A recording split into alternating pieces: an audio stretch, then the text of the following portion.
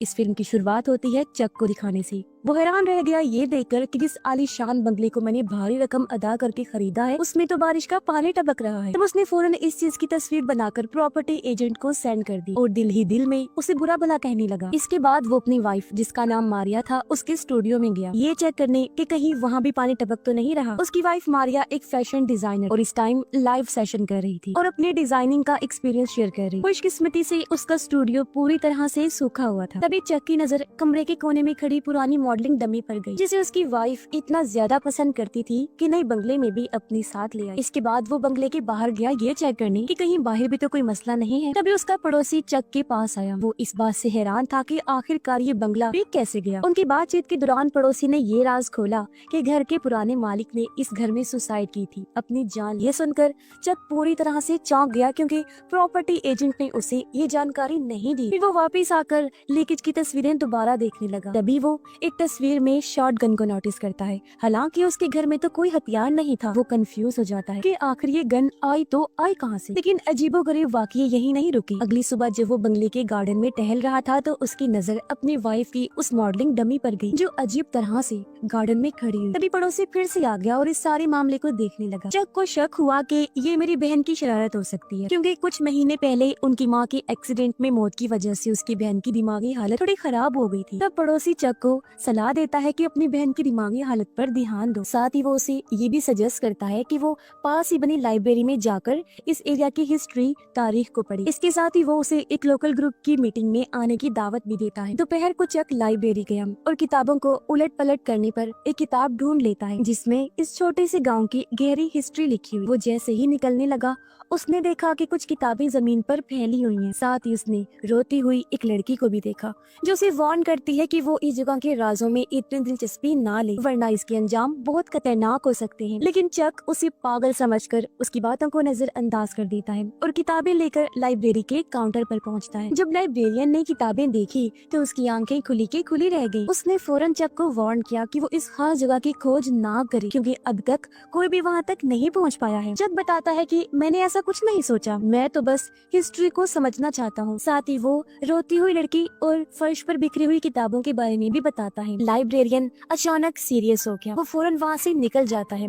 तब चक भी चुपचाप घर लौट आता है। घर आने के बाद उसने किताबें पढ़ना शुरू की जो 1980 की एक खुफिया कॉन्फ्रेंस से जुड़ी हुई। तभी अचानक डोर बेल बजी। दरवाजे के बाहर उसकी एक स्टूडेंट खड़ी हुई थी जो म्यूजिक क्लास लेने आई थी। चक एक म्यूजिक टीचर था और आज उसकी ये स्टूडेंट पहली बार म्यूजिक सीखने आई। शुरू में स्टूडेंट काफी नर्वस हो रही थी। तब चक किचन में पानी लेने चला गया ताकि उसका मूड थोड़ा हल्का हो सके। लेकिन तभी अचानक पियानो की धुन पूरे कमरे में गूंजने लगी। ऐसा लग रहा था जैसे किसी प्रोफेशनल इंसान की परफॉर्मेंस हो। चक शॉक रह गया क्योंकि जब उसने पीछे मुड़कर देखा तो स्टूडेंट तो किचन के दरवाजे पर खड़ी थी। ये देखकर दोनों काफी हैरान रह जाते हैं। जब वापस पियानो की तरफ आता है तो सब कुछ शांत हो चुका था और वो औरत नहीं मिली जिसके बारे में स्टूडेंट ने बताया था। ये देखकर वो काफी डर जाती है, फौरन वहाँ से भाग गई। रात को चक अकेला था क्योंकि उसकी वाइफ ऑफिस के काम के लिए घर से बाहर गई हुई थी। इसीलिए वो पड़ोसी की बताई हुई गार्डन क्लब की मीटिंग अटेंड करने चला जाता है। वहाँ एक बहुत ही सेंसिटिव हसास टॉपिक पर डिस्कशन चल रही थी जिसे आमतौर पर इस गाँव के लोग छूना भी पसंद नहीं करते। मीटिंग में सिर्फ 6 लोग थे। चक नोटिस करता है कि यहाँ लाइब्रेरी में काम करने वाला आदमी भी आया हुआ है। वो लोग एक लड़की जिसका नाम हेलन फोस्टर था उसके बारे में बात कर रही थी जिसने हाल ही में सुसाइड करने की कोशिश की थी। लाइब्रेरियन बताता है कि मुझे ये सब 1980 में होने वाले उस पुराने हादसे की याद दिला रहा है जब एक औरत हेलन ने अपनी जान ली थी। उसकी बेटी को स्कूल में लगातार परेशान किया जा रहा था, कोई उसकी मदद को आगे नहीं आया। तब इस गुस्से और दुख में हेलन ने अपने घर में ही खुद को गोली मार ली। उसके बाद से ही इस गांव में हर साल एक मिस्टीरियस सुसाइड होती है। लोगों का मानना है कि ये सब हेलन की आत्मा की वजह से हो रहा है। उनका मानना था कि हेलन का घर जिसे अब कोई भी नहीं ढूंढ पा रहा जब तक उसका सच सामने नहीं आ जाता ये मामला थमने वाला नहीं है।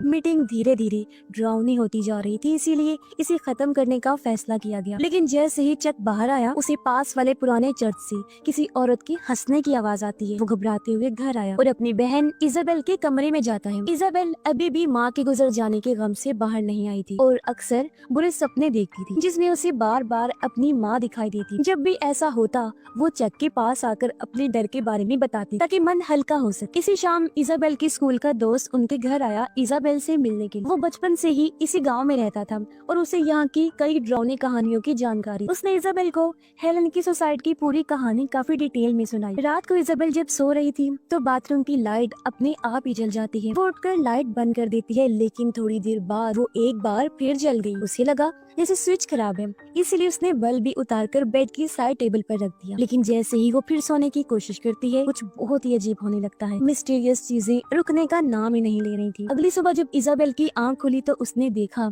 कि बाहर तो सूरज निकल आया है। पहले तो उसे लग रहा था जैसे कोई बुरा सपना था, लेकिन जब उसकी नजर अपने बेड की साइड टेबल पर रखी बल्ब पर पड़ी तो उसे एहसास हुआ कि जो कुछ भी रात को हुआ वो सब हकीकत था। इजाबेल फौरन ये बात अपने दोस्त को बताती है। तभी उसके पास भाई चक का फोन आया, जो इजाबेल को फौरन घर वापस आने को कहता है। जब इजाबेल घर पहुंची तो उसने देखा कि उसकी भाभी मारिया काफी घबराई हुई थी। असल में कुछ टाइम पहले मारिया अपने डिजाइन स्टूडियो में लाइव सेशन कर रही थी। तब कुछ अजीब हुआ, उसके पीछे रखी डमी मॉडल का हाथ अपने आप ही हिलने लगता है। उसी टाइम उसकी बेस्ट फ्रेंड जो लाइव देख रही थी फौरन उसे कॉल करती है। तब मारिया को लगा कि शायद वो मुझे ब्राइडल ड्रेस के बारे में टोकना चाहती है, इसलिए मारिया वीडियो बनाकर भेज देती है और बताती है कि ड्रेस तो पहले से ही तैयार है। लेकिन जब वो दोबारा कैमरे के सामने बैठी तो हैरान रह गई, क्योंकि डमी मॉडल वहाँ से गायब हो गई थी। उससे पहले ये महसूस नहीं हुआ था कि वो हिल रही है। और तभी उसकी दोस्त ने मैसेज पर मैसेज भेजने शुरू कर दिए कि फौरन कमरे से बाहर निकलो। लेकिन मारिया ने इन बातों को हल्के में लिया और अपना लाइव सेशन जारी रखा। कुछ देर बाद जब वो डमी मॉडल की ड्रेस दिखाने गई तब जाकर उसने देखा कि वो तो वहाँ पर थी ही नहीं। अचानक पास वाले कमरे से तेज आवाज आई। मारिया पहले सहमी,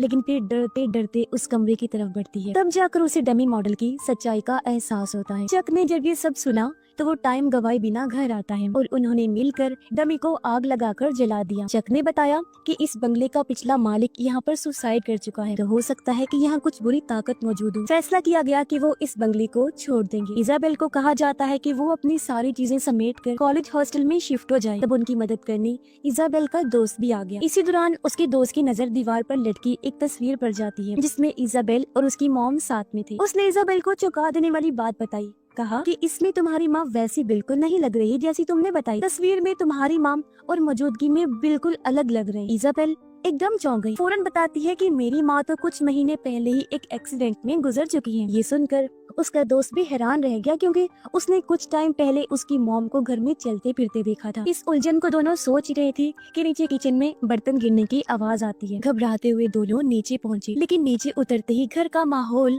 जैसे पूरी तरह बदल चुका था। कमरे में ठंड कुछ ज्यादा ही हो गई थी। हवा भी अजीब किसी सिसकियों की तरह चल रही थी। उसका दोस्त ये सब बर्दाश्त नहीं कर पाया और किसी बहाने से बाहर चला जाता है। जैसे ही वो गया, इजाबेल को अपने पीछे से किसी के हल्का सा नाम पुकारने की आवाज आती है। डरते डरते उसने पीछे मुड़कर देखा, लेकिन कुछ नजर नहीं आया।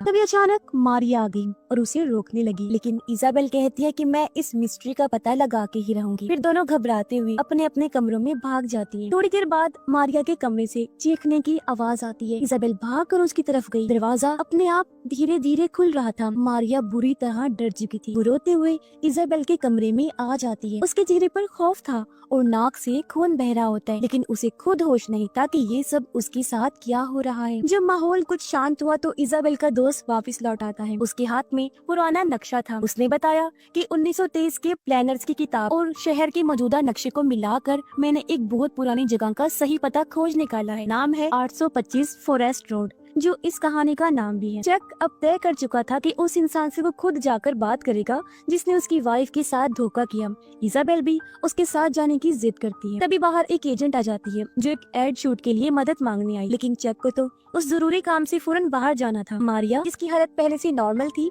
वो एजेंट की मदद के लिए रुक जाती है। इजाबेल को कुछ गड़बड़ लग रही थी, इसलिए उसने अपने दोस्त को मारिया के साथ ही रुकने का कहा। जबकि चक और इजाबेल एक साथ उस पुराने एड्रेस की तरफ निकल पड़ते हैं, यानी 825 फॉरेस्ट रोड। रास्ते में चक ने कहा कि अगर ये वही घर निकला ना तो मैं इस घर को आग लगा दूंगा। जबकि उधर मारिया एड शूट में एजेंट की मदद कर रही थी, लेकिन अचानक से एजेंट कोई अजीब सी अनजान जुबान में बोलने लगी। दूसरी तरफ चक और इजाबेल अब घने जंगल से गुजरते हुए एक खंडर जैसे घर तक पहुंच गई थी। खिड़की तोड़कर वो अंदर आ गई और कोई नंबर जैसी निशानी को ढूंढने लगी। इजाबेल धीरे धीरे से ऊपर वाली मंजिल पर गई और देखती है कि ये हवेली अंदर से तो बिल्कुल चक के घर जैसी है। तभी किसी की परछाई उसके पीछे से गुजरती है। इसी टाइम मारिया जो घर पर थी अचानक 1980 के पुराने वाकये की बातें करने लगी। वो कहती है कि मेरी बेटी को स्कूल में बुरी तरह तंग किया गया था। उसने कई बार लोगों से मदद मांगी लेकिन किसी ने हाथ नहीं बढ़ाया। असल में उस औरत की आत्मा जिसने सुसाइड किया था यानी कि हेलन, वो पूरी तरह मारिया की बॉडी में